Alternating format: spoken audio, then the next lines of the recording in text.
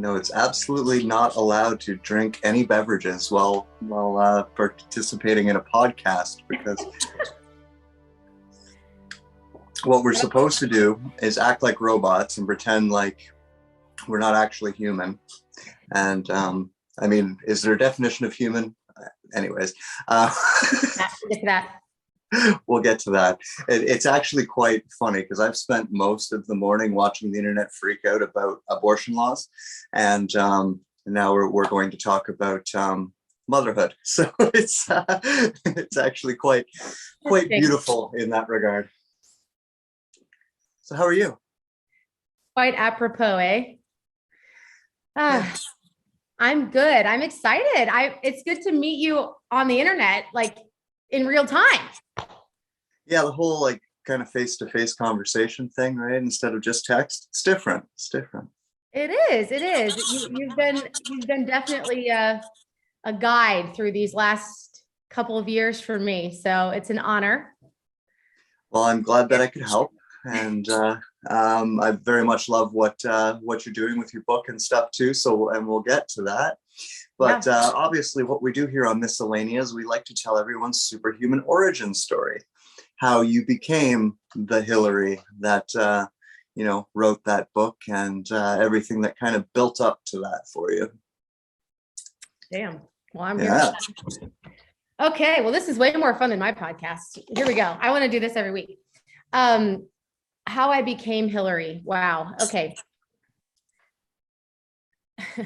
Well, the hero's journey, right? So we all go on a journey that we don't necessarily choose. And I chose motherhood. I can't say that I didn't choose that. Sorry, my dog snorts. Excuse my dog snoring. I didn't choose motherhood, but I did choose motherhood, but I didn't choose the hero's journey it was going to put me on. Does that make sense? Oh, absolutely. So I wanted children, but does anybody really know what they're getting themselves into when they say, I want kids? That sounds like fun. And you can't tell people that don't have them, because then you'd be like a Debbie Downer, to go, oh, well, it's probably going to wreck your entire life in the best and worst possible ways. And you're going to be an entirely different person, and it's going to be the hardest thing you've ever done. But okay, just go right ahead and have that baby shower or whatever. So, it was, I had one daughter, her birth went completely off the rails. I'm very type A. I had the birth plan. I had read Ina May Gaskin. It's like, she runs a thing called The Farm she did out in Columbia, Tennessee, which is all home birth, midwives, natural birth. I was very much a part of that mindset. It was like, screw the system. I'm doing this on my own, female empowerment. And at 9 centimeters, my daughter decided she didn't want to come out. So, it happens, right? So off to the hospital. I mean, we were going to do hospital, but it was like, I was going to do as much as I could naturally. So then off to the hospital we go, and there's a C-section. So, grieving that, all the complexities of that, all the complexities of my expectations and how that actually played out. I realized there was really nobody was talking about this. Nobody was being honest. Like no mother that I had met was honest with me ever about anything. And I was like, this is ridiculous. Like, we're all lying to each other so that we'll keep having babies. Apparently, I don't know. Like, why are we lying? So then my second daughter came along. Her birth was it was different, but she was 2 weeks late. And so I had tried to kind of have the vaginal birth after cesarean. I was trying to, redeem my first experience. And it just was equally, differently, but equally as traumatic for lots of different reasons. There was a repeat cesarean, and I had so much trauma already going into these births that I didn't even know about at the time, that I don't think I could have done what I wanted to if I really even wanted to. My body I did not trust. There was not a lot of trust in my body for lots of reasons. So after my second daughter was born, 6 months later, got bit by a spider, which actually, now that I look back, that sounds like a hero story. I'm like Spider-Woman. I got bit by a spider on a hill by my house, and began to have very, very scary neurological symptoms that no doctor at any institution, Vanderbilt, all of these high level doctors could not tell me what was wrong with me. So I was on my own, and I was 2 children deep. And it was dark. So, it was dark and it was ugly. And I was just figuring it out. Like, what is really wrong with me? What is going on here? So that kind of set me on my hero's journey toward figuring it out. Came to find out I ended up having, if you want to put a name on it, it was like neurological Lyme disease was what I had. But it set me on a path of healing and finding my true self, and really just layers upon layers of undoing of things that, brought me to where I am today, and forced me to write the book that I needed to read when I was in this place. If that makes sense. So that absolutely. It reminds me of being that person that you needed when you were younger, right? For other people. It's the same type of idea. It's the same idea of why we get into psychology, is because we typically have things that we want to figure out about ourselves. So exactly. Yeah. And so that continues into having to be real-time mommy. And before we get into that, I guess the spider, did you ever find out what kind of spider it was? I did. It was a woodlouse woodlouse hunter, excuse me. I went to the darkest places of the internet, the deepest places, to find information about this vector, because no doctor will tell you that a spider can contract Lyme to you, and that is false.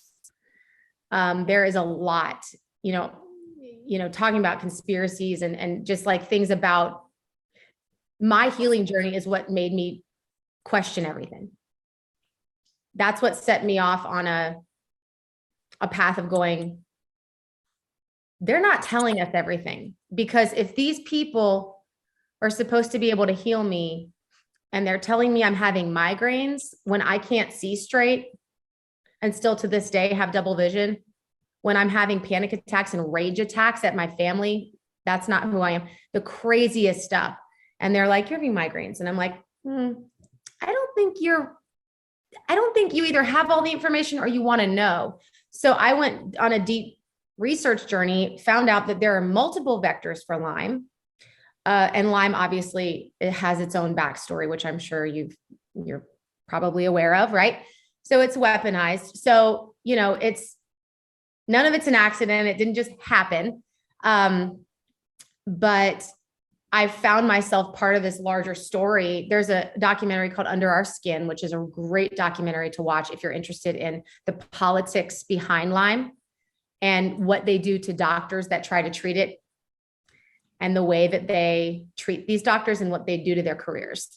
It's completely insane. So, it set me off on the journey of just kind of figuring it all out, because I didn't really have a choice. Like you said, I had to be the mom my kids needed, and I had to figure out how to fix myself. And when there's no expert that can tell you how, you become the expert. So there are multiple vectors. The woodlouse hunter is one. Cats are also a vector for Bartonellosis, which is a co-infection of Lyme. Lyme is just the name of a city in Connecticut. It's not the name of the infection. Borrelia burgdorferi is the name of the infection, which is actually named after the guy who discovered it, Bergdorfer. So, which that's a whole other thing. However, so it's a blanket diagnosis for really just an infection that is what they call subclinical and chronic. But a lot of doctors will say, well, that can't be chronic. Well, that's not true. So a lot of people have it in their system. Some people react to it. Some people don't, just like anything else. So, so mosquitoes can be vectors. All kinds of weird things can happen. And that's why I didn't realize it was Lyme at first, because I thought, well, it wasn't a tick. So, you go off on this adventure and you're like, oh, so much to learn. So much to learn. Absolutely. And yeah, it does have a, we don't need to go down that rabbit hole here, but it definitely does have a dark origin story itself, right? And was used well documentedly for a weapon. That's it, weaponizes exactly what it was. And you're also right. There's many people out there who probably have it and have no idea. There's people who have it and find out years later. Like I was just listening to, I watch a lot of MMA. So I was listening to a fighter talk about how he found out like 4 years after he figured he contracted it, that he actually had it. And then even after that, to get a diagnosis from a doctor to get some type of treatment or anything like that took forever, like beyond that. So it was like 4 years by the time he even figured out that there might be something wrong, right? Or that this something wrong he had been experiencing might have a cause. And then another like 4 years or whatever to get a doctor to recognize it for him. And then at that point, what do they tell you? Like, we don't know what to do for you. There's nothing we can do for you. Just go home, sleep it off. Like, take a walk, kid, you'll be fine. Like, that's pretty much what you get in that, which is kind of scary, especially considering, you know, a lot of other, you know, medical procedures. And it's funny because I hear it a lot that it's a health thing that gets people questioning their reality a little bit, because when you start dealing with doctors, you actually do start to realize that there's a lot that they don't know.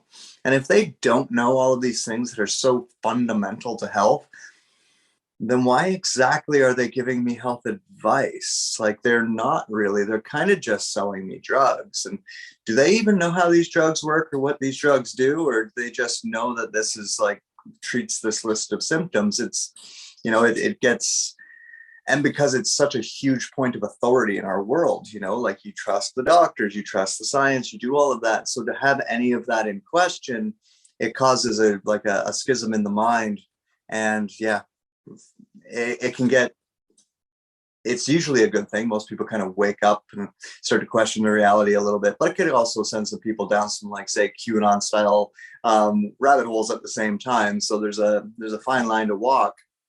At the same time, it's you know, it's a big problem. And I think that, you know, there's not enough awareness about it. And it is something that people kind of just write off, very similar to Morgellons, right? Which is something that everyone thought was this crazy conspiracy theory and that people were nut jobs. And now there's like, I'm a doctor and I have it, you know, and there's like, we've treated like hundreds of people with it. Yeah, it's a real thing.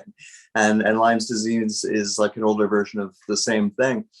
And yeah, I mean, this isn't the time and place to be questioning, you know, the whole backstory from where all this stuff is coming from. But it's just to say that, you know, our doctors don't 100% know what's going on all of the time. No, and I think it was a process for me of unlearning. And again, I mean, you know, I think two things can be true at once. Nothing is as simple as, you know, these people are bad and evil and they don't know what they're doing. And it's, you know, there are certain scenarios where I would really love it, you know, like having my babies. I really appreciated that the system was in place, right? Saved my life and my children's. But like on a chronic illness level or things where you just can't make sense of it, I have actually, like, during the past 2 years, turned toward more frequency-based medicine. And I'm actually working with clients now. It's so wild how it's all happened, because I got a lot more sensitive to frequencies and energy. And it's like, you know, I'm doing that now and I'm helping people and I'm helping them make sense of things that they never really made sense of before, because we're not taught that the body, soul, and spirit is one. We're taught that it's like separate. It's totally separate. Your physical symptoms are separate from emotional, separate from spiritual. And it's like, no, this is all connected. Anything that, you know, some of the physical symptoms you're having may literally be spiritually focused, based, and you don't even think to go there. You just go straight to the urgent care and get your prescription. It's like, hold on. But a lot of people don't know how to navigate that process, because it's really scary, because there's not a lot of people who have done it, and it's hard. It's really hard. And it's easier to just mask the symptom. So the healing process requires a lot from us. So the book and why I wrote it, it doesn't go into all the depth of it, but it's kind of inviting moms to go, look, you were someone before these children came along. You're still that person. Instead of hiding behind your role, instead of kind of just going with the flow of like this helicopter crazy mom culture we live in, how about you step back and heal yourself for your kids' sake? And, that's not a selfish act. That's not, that doesn't make you bad. That makes you brave. We have this concept of service to self and service to others, but there's something lost in there that if you're not right yourself, you can't really be of service to others, right? So that being of service to self in that sense, especially if your intention is to be better for other people, i.e. children, then it is service to others simply by looking after yourself. One of I kind of get made fun of because it's kind of a cheesy little phrase that I say, but I always say, take care of you for us. Yes, Right? I love that. That's good for moms. I think it is a good thing. And I speaking as, a grown man now, I can look back at my own parents and say, like, if they were looking after themselves, my life would have been a lot better. Like, not to say that, my life was fucked up because of them. That's not the case. It's just, I can see how, their model of parenting had this form of sacrifice that was toxic, if that makes sense, where it was like, yeah, they were, putting in the hours and putting in the work and doing what they needed to do, but they weren't even present with it because they were so beaten up by all of this other stuff that they weren't looking after, all this other stuff they weren't taking care of themselves, like their physical self, like you said, their spiritual self. And people have a hard time with the word spiritual because they think religion, but that's not what this means. And I think that we're starting to wake up as a species now to that word as meaning something legit and something tangible. So that's good, but it is part of our health, in our emotional health, the way we talk about ourselves, the way we identify with things. The power of belief is incredibly strong. Right? Like, look at placebos and nocebos and all of these different things that we know do have scientific studies done on them that we can all point to and go, okay, that seems pretty real. This is showing us how strong our belief system is. And when our belief system has been programmed in such a way that, doesn't lead towards health at the end of the day, it's no wonder why we're unhealthy.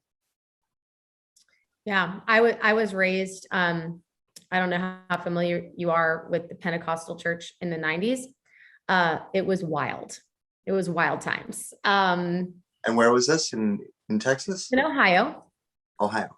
But the 90s were really interesting in the Pentecostal movement because there was just some craziness going on. Like, there were revivals happening in Toronto, Brownsburg. And so these wild things would be sweeping through the church, and that the behaviors you would see would just, as a child, I was like, what in the hell is going on here? Like, these people are insane. I mean, people frozen like trees for hours on end, people falling out, people laughing for hours and hours. I mean, you can see this, you can watch this stuff on YouTube. It was wild. So I grew up in the church, but had a lot of questions, based on that experience, and have taken lots of, loop-de-loops and roundabouts all the way around. But, the spirituality part, it's, to me, has always been very present because of how I was raised. It was very much like the spirit is, is important, your spirit man, and taking care of it. And, so the Pentecostal movement was such a weird, like, it's religious, but it was its own whole thing. It was just like, there are things about it that even like people who are not religious at all would be like, that's actually kind of cool. Like, I can vibe with that, but then there were things that were very abusive and very dangerous and very, very inappropriate about a lot of it too, that made me question everything. But the more I've learned about with the healing aspect, it's like the body, soul, spirit, it's real. It's just, if you don't care, however you want to framework that, right? It doesn't have to be inside of any major religion. It just you have to make sense of it for yourself and go, okay, my spirit needs tending to, whatever that looks like, or my soul, it needs tending to. And the church narrative, which I talk about in the book, kind of hands women this very simplistic, misogynistic, patriarchal, typically kind of playbook. Like, here, this is your calling. This is what matters. This is all that matters, really. we were raised in an environment where it was like, go change the world, go on mission trips, tell the world about Jesus, do it until you have babies. But nobody's told us that. So then when you have the babies, you got to go home and be quiet. So, because who has the energy to do any of that when you have babies? Nobody. Like, we're all just really tired. So it's like, hey, you lied. You were lying.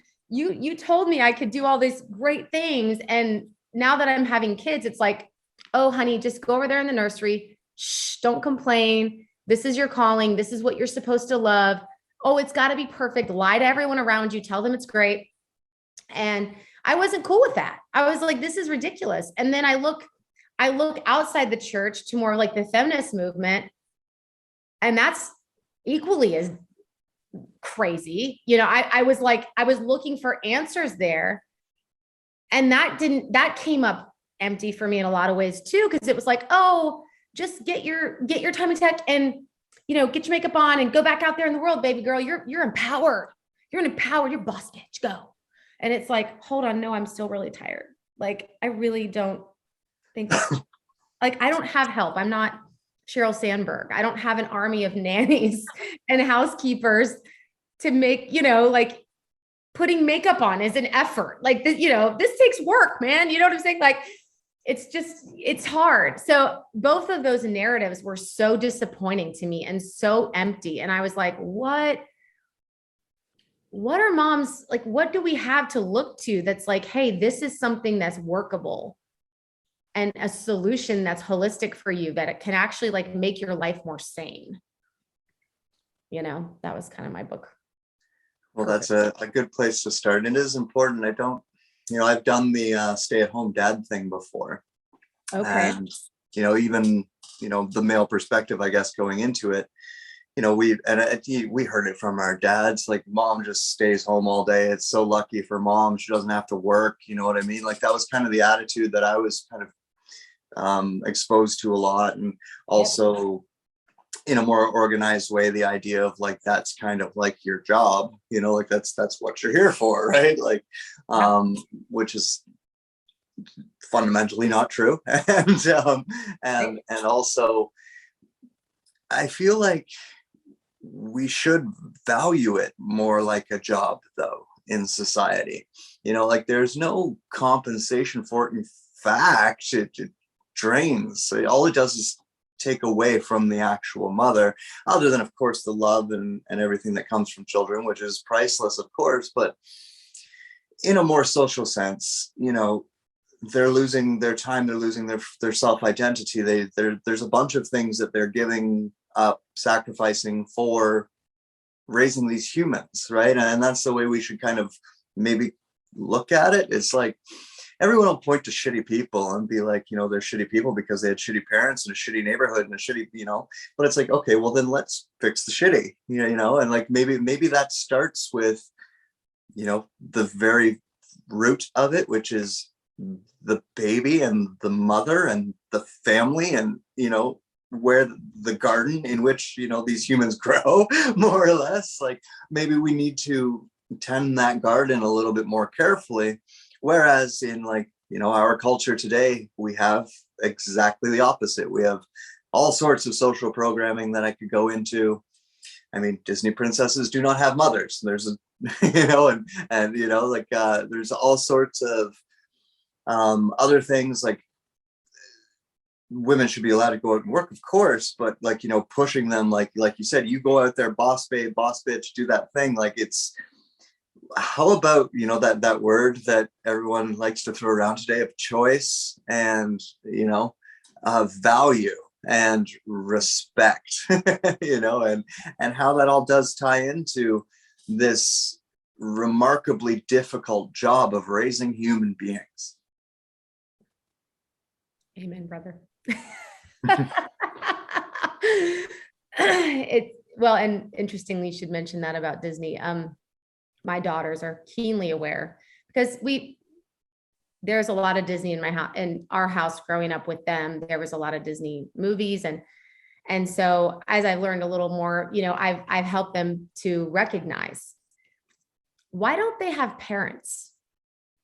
Why is the mom always dead?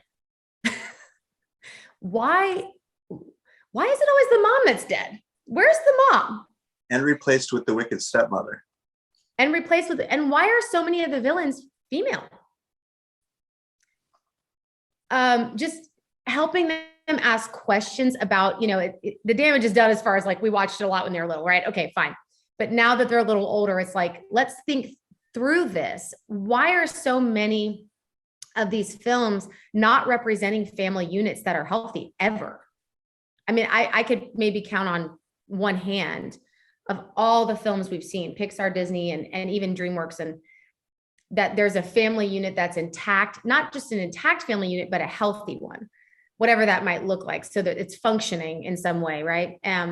There's not a loss or a death or a divorce or something. And so, and even the shows they watch, like they watch one called Jessie, and they live in this high-rise flat apartment in New York, and the parents are never there, and it's a nanny and a butler.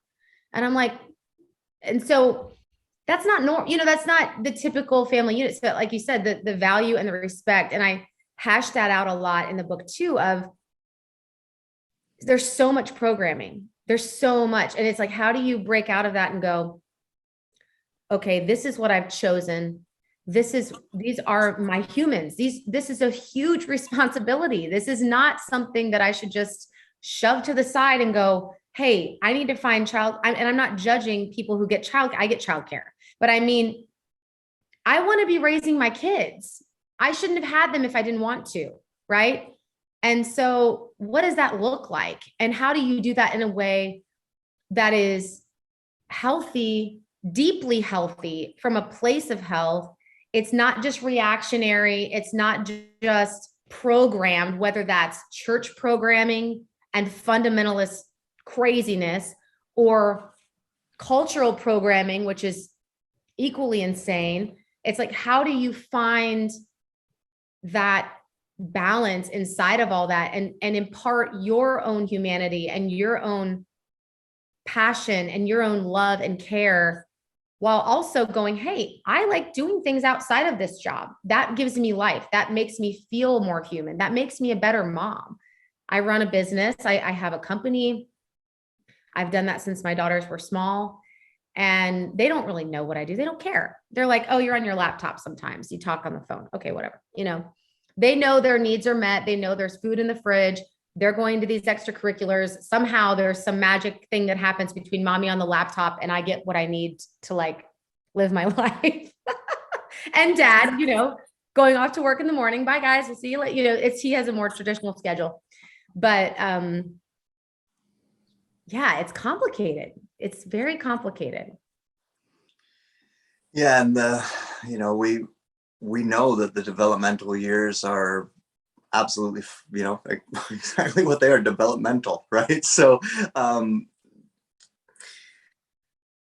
not to say that, every situation in the world would allow for this, but, to be able to have parents, in the picture, obviously there's that phrase, like, it takes a village to raise a child. And I also believe that, I think that like being able to have other healthy adults in your child's life is a good thing too.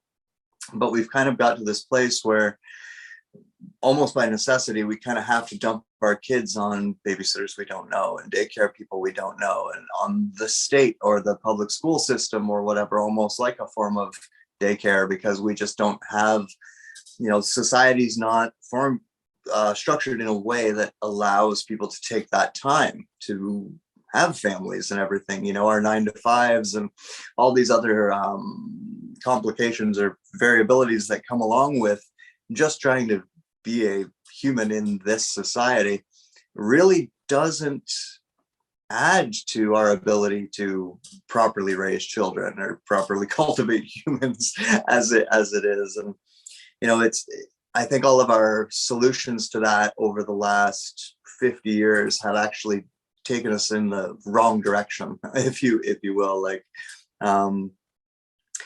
they're not, I think this is the problem everywhere. Going back to the very beginning of this conversation, actually, our solutions are causing bigger problems than the problem that actually existed. And I think that's because we didn't want to look at the root of the problem that existed. Yeah.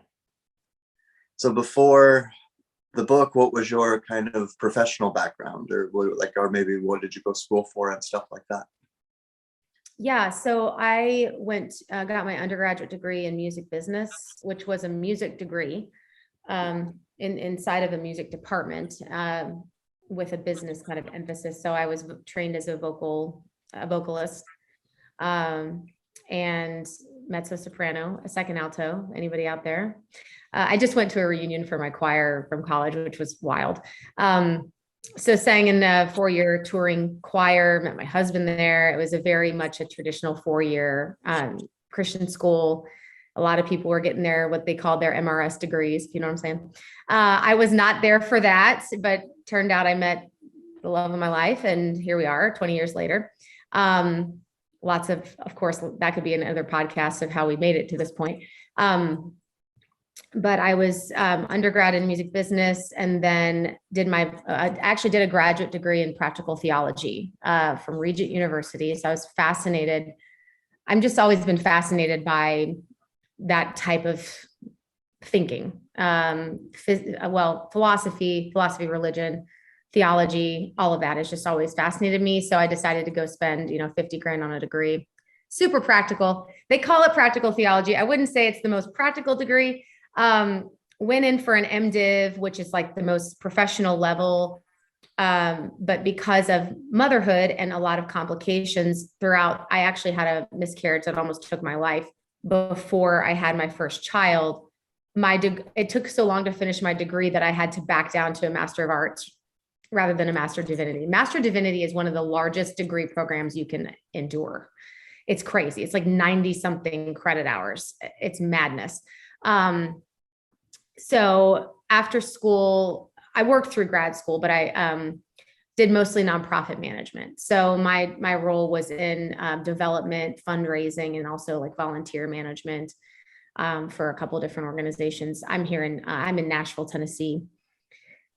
I was just told that people in Nashville say here in town, and no one else says that. So I'm in town. I'm in Nashville. She's like, Nashville people say that. I'm like, oh, okay. I've been here so long, I didn't know it. We're real uppity about Nashville. We're real proud of it. It's gotten a lot more popular over the years, which please, no one else move here. It's crowded. We're full. But especially the last 2 years, I would imagine. Oh, yeah. I think the entire state of California has moved here. I'm not going to lie.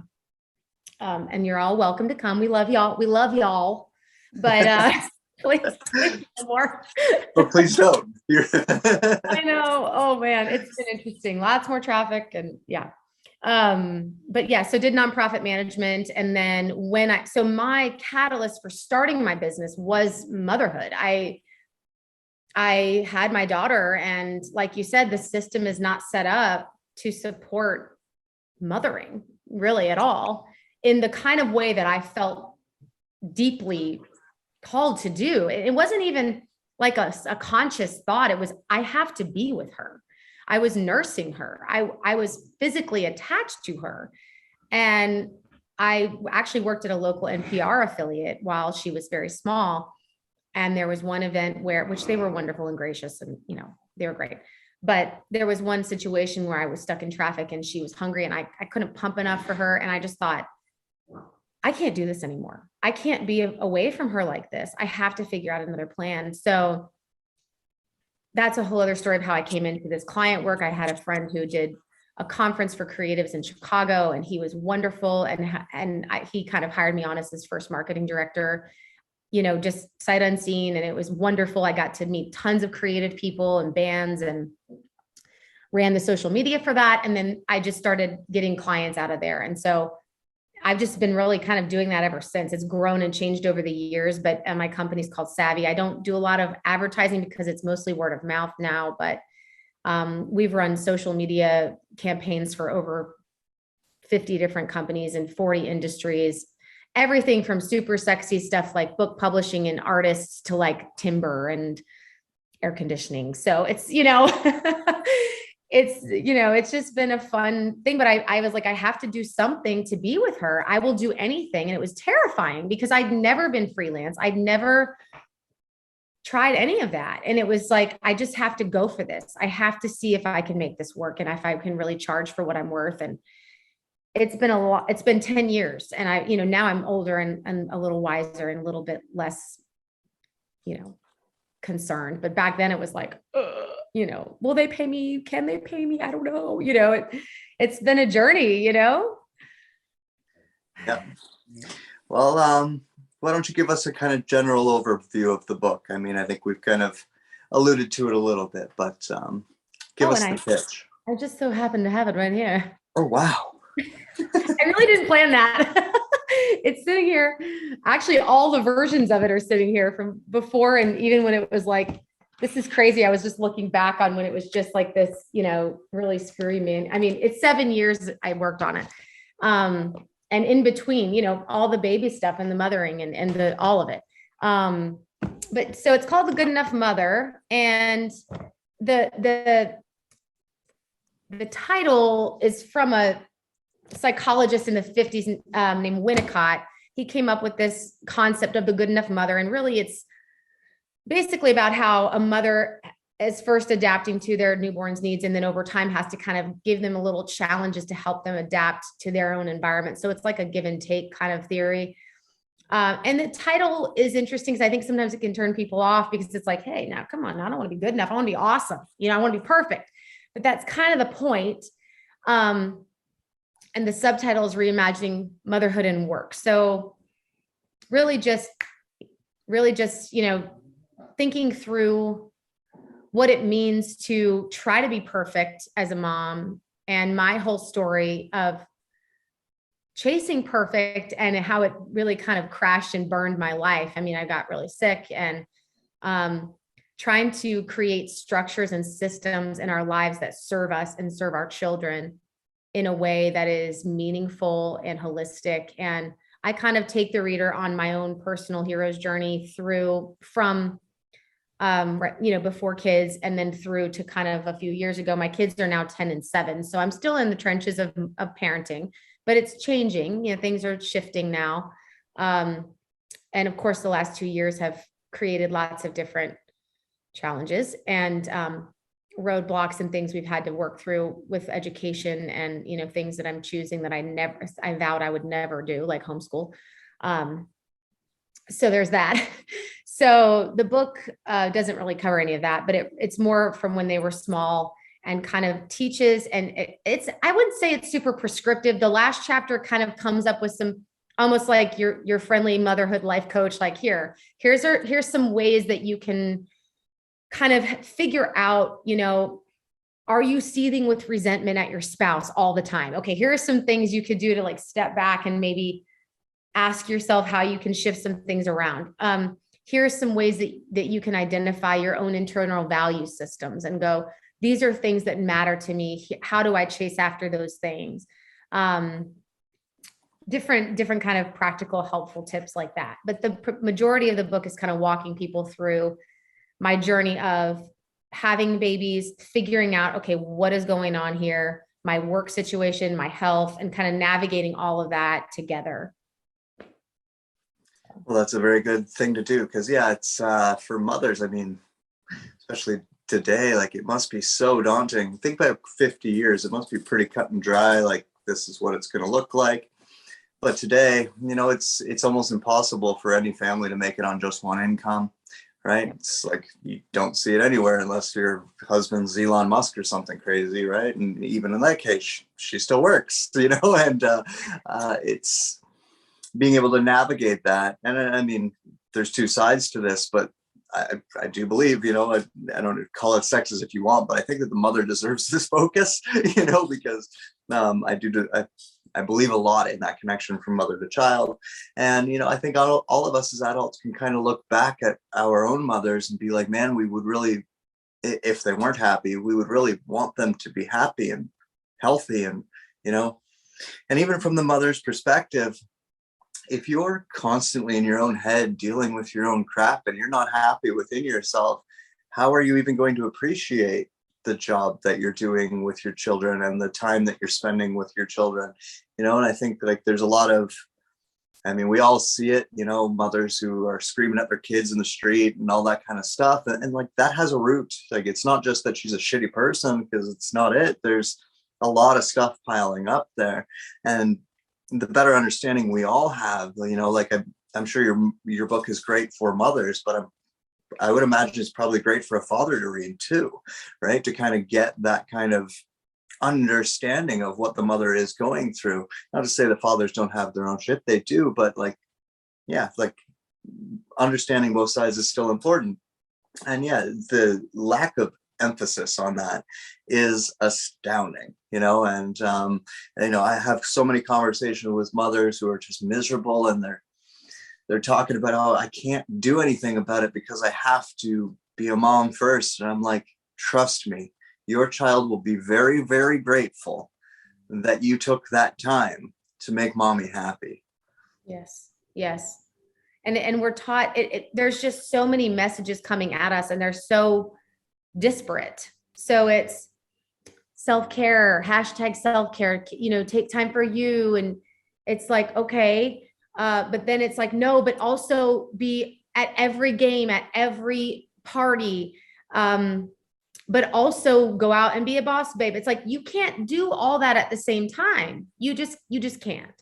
And so you have to make choices and sacrifices and decide, you know, in my case, I've made a part-time income, and we've worked that out. You know, I haven't made a full-time income. I'd love to at some point. And there are sacrifices that we've made because of that. You know, if we were having a double full-time income, there are lots of things that we could have done, trips we could have taken, things we could have purchased. And that's, you know, and I know for some moms, it's even much more difficult. I mean, even the single moms, that entire situation, I don't even know how they do it. I mean, I have friends that are doing it, and that's like, seems sometimes like a completely impossible scenario for women. But I'm 40. So I was raised in a home where my mom was working. Of course, she was raised in a home where her mom didn't. And so, you know, that second wave feminist movement kind of opened a lot of doors. And my mom was a professional. She had a graduate degree. She worked in a hospital, but it was part-time. And so, like you said, the messaging is so varied that it's like we get to pick and choose, but what we're picking and choosing from is so, it's not really great. It's like we're picking and choosing from like the school cafeteria where it's like gross slop and like hamburger helper. It's like we're not really getting it's like, oh, look, you have so many options. Oh, really? Okay, what are my options? Go work in a corporate environment with a boss that's probably a 50-plus-year-old man who has a wife at home that does everything and has no concept of what I'm dealing with. And this, I mean, I'm old enough that when I first started working, that was the environment I was in. It was nothing like now. You got to work and you left your personal life now I work with more millennials now, and that is not the case anymore. I will say, like, I find myself even going, oh, okay, maybe I'm older school than I thought with my, but when I was starting to work, it was like, you left your personal life at the doorstep, and you left you know, this is a very male environment. It is there are no emotions. You have a firm grip. You walk in with the door, you got the power suit, you do what you got to do, you know? And it was like, moms can't pretend to do that. Like, our kids are like vomiting on us and crapping everywhere and like nursing from our boobs. Like, how can we sit here and pretend that we have any decorum whatsoever? Like, so yeah, it's interesting. It certainly is. And it's a kind of a ripple effect in terms of, you know, what you have to listen to. Like, as an example, there's a good percentage of women out there, and I know this is probably even a higher percentage for men, who hear all of this, like, you're going to have to give up everything, you're going to have to do this, you're going to have to do that, and they actually, you know, run away because they can't handle that, or they're not willing to do that. I've known someone very closely who, didn't believe that they were too selfish to be a mother. Right. And I hear that way too frequently. We're like, I couldn't be a mom. I'm too selfish. I'm too this, I'm too that. Right. That's crazy. Like that's a crazy thing to have in your head. It's scary and it's sad. Yeah. A lot of people are not. I mean, I have a cousin who's younger, and he's like, I'm waiting until I have this and this and that figured out to have kids. And you wait till later and later, and you have have your career in place or whatever, which I think it's a responsible thing to do. But I think less and less people, I almost get the sense that in the culture, and I could be wrong, there's almost this like anti-kid vibe. It's almost like there's this movement of like, kids are the worst, kids are annoying and dirty and a pain in the butt, and they wreck our perfect dining experiences, and they shouldn't be allowed in public places. And it's weird because I kind of felt like that before I had kids. I was that very, oh, how could she let her child do that, person. And now that I've had children, I mean, I think there's a happy medium, because, I'm still the person where if I'm in an environment where someone's letting their kid while out, I'm like, okay, like handle your violence. I don't think children should run the show, but there's almost like this anti-child overtone. I don't know. I see a lot of things online where it's like, people don't want kids because, like you said, they're selfish. They think they're too selfish. And I'm thinking, of course you're too selfish. That's the point. That's, kids are they're going to change you. They're going to chisel that out of you, whether you like it or not. And you see people way down the line that haven't had kids, and they're a little funny, because they didn't have anyone around to go, hey, you're weird. Stop that.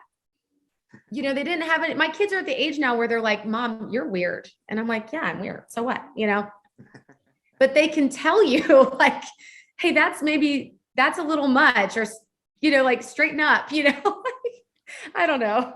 You know what I mean? I have a 22-year-old. I'm lucky if I get a text back within a week.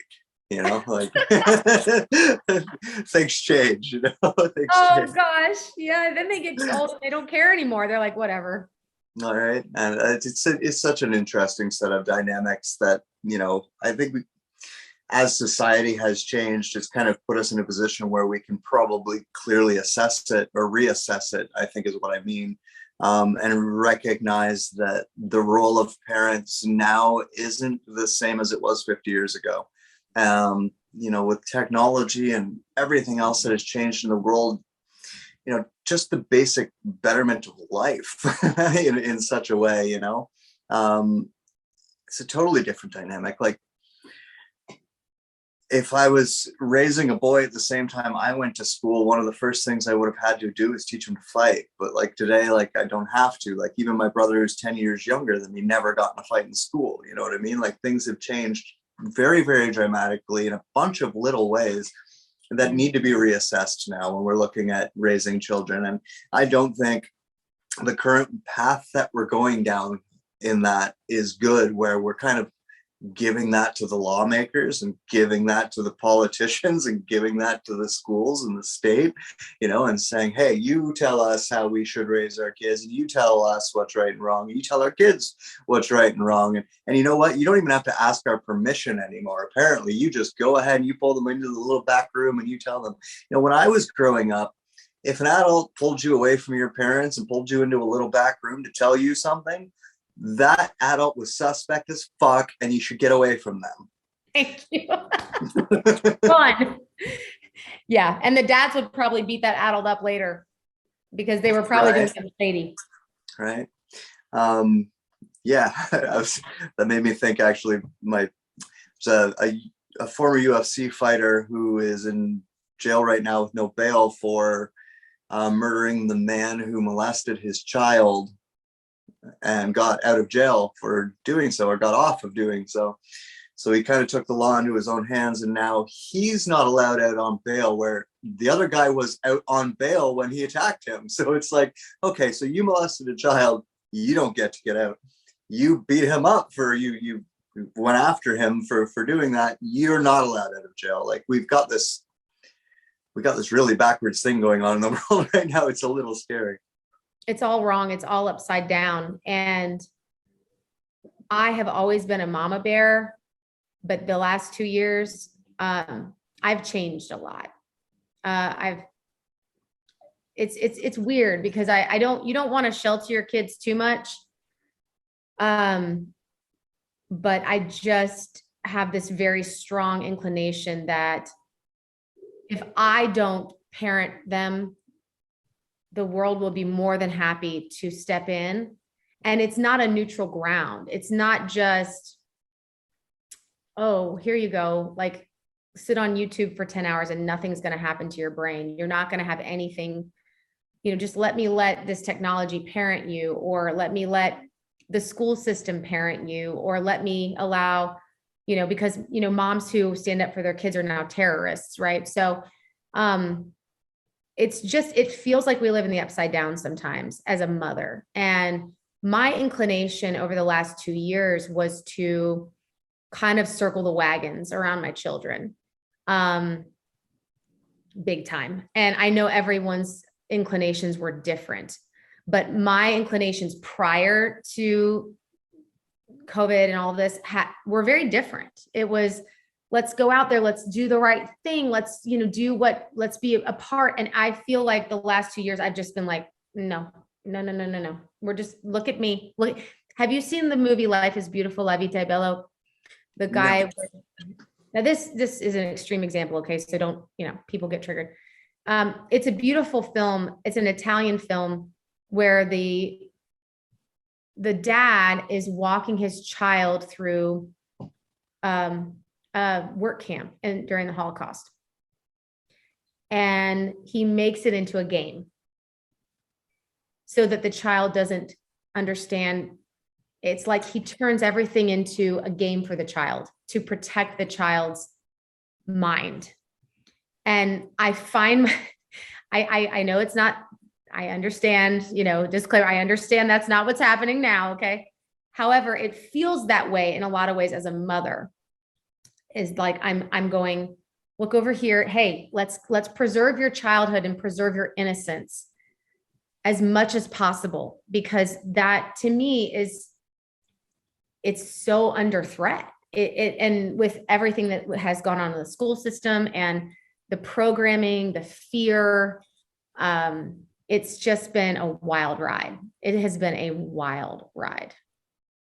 Well, talking again about reassessment, George Washington was like, what, 21 when he when he became president? So the world has changed a bit over some time, right? And we now have understanding that even the cerebral cortex isn't fully developed until we're like 26. We really have to start re-examining how we look at these developmental years and what influences we impress on people. And there's a reason why you don't talk to 5-year-olds about, men and women and sex in that way. There's reasons for these things. It's because, you said preserve their innocence. That's one way of looking at it, but just like allowing them to discover at their own natural pace. Eventually children ask questions. Like, have you ever been around a child? That's 90% of what they do. So how about we wait until they ask the question before we give them the answer, right? And I know my younger child at 15 is still not thinking about sex all that much. You know what I mean? Like, and when they were like 10, they definitely were not doing that, and so to be force feeding it down their throat at such a young age, to me is highly disturbing. Yeah, I mean, and I'm sure we're on the same page where I don't think that's ultimately the goal. I think there's a lot more going on there, and it's very disturbing. And I think that one thing that's been really disturbing to me is that I think the word kindness has been weaponized with children. And it's very strange. They'll say, well, just be kind. Okay. What does that exactly mean to you or to someone else? Because in my house, we say to be loving. And I think to be loving is different than be loving means to be honest and true, even when it's hard. And to love someone is to do so in a way that doesn't throw your own self all the way under the bus, right? So there's boundaries there. There's self-preservation there. But kindness, the word alone is like creeping me out now, because it's used as this blanket term. It's almost like a creed now, but it means sacrifice your own values, your own identity, your own innocence, your own self-development for the sake of everyone else, people you maybe have never even met. And that really is dangerous, I think, for children. I think that. I mean, I could be wrong, but. Hey, lady, I'm Canadian. I mean, look at what being nice got us. Like, yeah, another thing about, motherhood I knew with all the mandates and everything that were going on with the lollipop and the joy, which is my wording. I don't know if you've ever heard that, but I talk about the joy that goes around and people get lollipops for it. And then there's, mandates for lollipops. And then we had that trucker convoy thing, right? And what caused that? What caused that was mothers. When it came time that they were saying, no, your child has to have a lollipop, it was the mothers saying, how about fuck you? And then the fathers finally going, wife says, how about fuck you? So how about fuck you? And like that is kind of what led to that. And I knew that would be the case. I knew it. I called it before it happened. When it started happening, I was like, thank you, moms. Thank you. Because this is going to be the thing that pushes it. And like, here's an example of how seriously I take that. I live in Toronto. Sidewalks get pretty busy.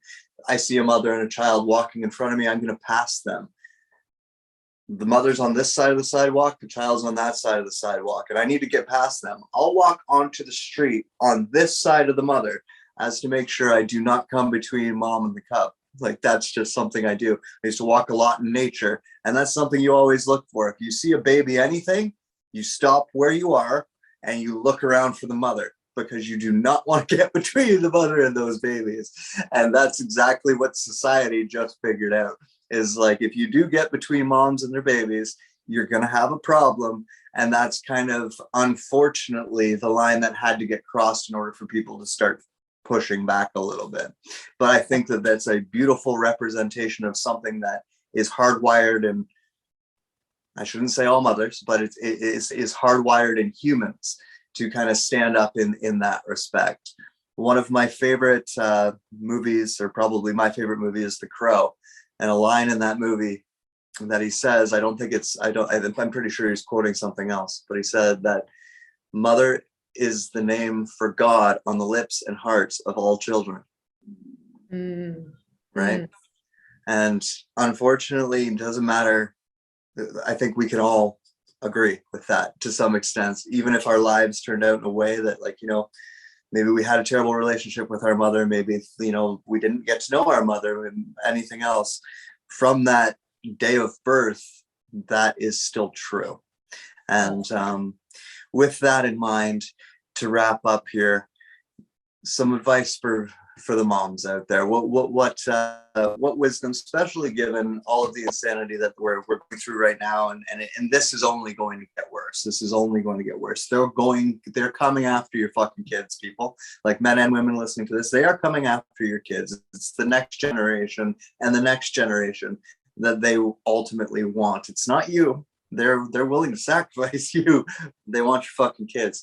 You're going to have to stand up. You're going to have to do something. If not for yourself, do it for them. So with that in mind, your turn. Yeah. With that in mind, and it's important to know that. And I think the people that don't fully grasp that yet, it's like they're kind of playing They're still playing the game of life here. And it's like, wake up, please. And trust your intuition. That's what I learn to discern your own intuition, whether you want to call that God speaking to you, whatever, however you want to say that. Your intuition is powerful. And so I don't think that, and I don't think it just happens. You have to listen. You have to unlayer you have to stop, turn off the television, put your phone down, sit down and be quiet for 5 minutes. Listen to yourself. Listen to what your intuition is telling you about your children. And once you hear something, do it. And screw the consequences of it. I pulled my kids out of school before last year. As soon as I saw what was going on, I had no plan. I had no idea what I was doing. And I was like, they're out of here. We figured it out. They're fine. They're wonderful. They're thriving. You have to listen and then you have to act without fear. Well, okay, fine.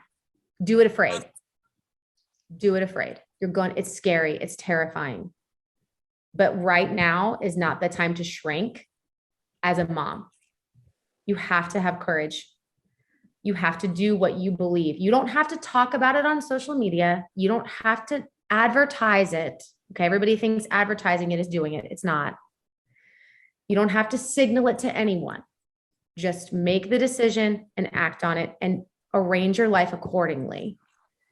That your children know at the end of the day, when they look back on this time, because this is crazy, right? Like, my daughter yesterday was like, Mom, when I die, I'm just going to be a soul floating around in the ether and whatever. And I was like, listen, you came to this earth for this time in me, and you're here. Okay. You were eternal before this and you'll be eternal after this. But right now you're on this planet. You were given to me to steward your soul, your life. At the end of the day, when your kids are looking back, and they might, like you said, they might be 22 and not have a word to say, but they'll be thinking it. They might not tell you, but they'll get to say, my mom was brave. My mom had courage and she did what she knew was right. Then that's all I got. Listen. That is beautiful. And that is good enough. On brand. I believe that the whole world is, governed by a mother that I call our planet. And I think our mother is going through a form of birth right now, as she has many times. And I think along with that is this flood of energy that is going after, I'm not a biologist, but going after women. And it's reminding all of us of kind of what that means. And, speaking as a adult who was raised by adults, moms, your happiness is very important to your little boys and your little girls. Your health is very important to your little boys and your little girls and your little theys and your little thems, whatever you want, whatever you have, whatever you want to call that. Your happiness and your well-being is the root of your ability to provide them with happiness and a well-being. So it's equally important. Please remember that. There's nothing selfish about recognizing that. And, if you need a little help, go get yourself a copy of The Good Enough Mother. Go on your own hero's journey. Start today. Well, my dear, thank you very much. This has been fun. I will let you get back to your day and go pick up those girls. I sure will. Thank you so much, Shane. It's been a pleasure. Bye, everyone at home. See ya.